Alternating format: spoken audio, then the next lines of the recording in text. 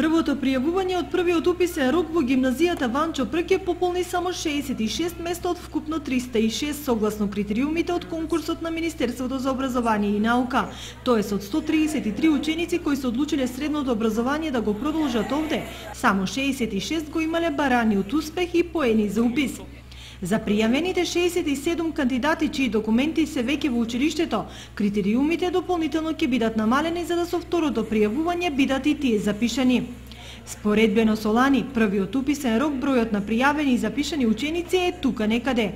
Ако се анализира интересот кај учениците веќе неколку години, бројките кажуваат доволно. Од 133 пријавени кандидати, дури 93 се за гимназиско образование, 26 за машинска струка, а само 14 за текстилните струки, од кои 9 за новиот профил кој стартуваше ланската година конфекцијски компјутерски оператор, 5 за конфекцијски техничари, а ниту еден кандидат не е заинтересиран за тригодишното текстилно образование конфекционер.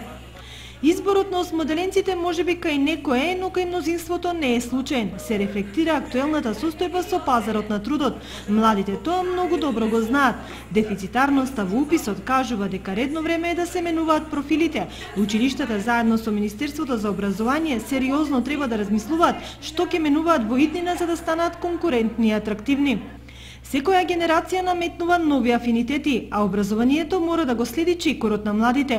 Во услови кога за една деценија се соочуваме со преполовени бројки на ученици и секоја учебна година кадарот и во основните и во средните училишта стравува од ризикот да остане без ученица и без работа, неопходно е заедничко менаџирање и градење стратегии што понатаму.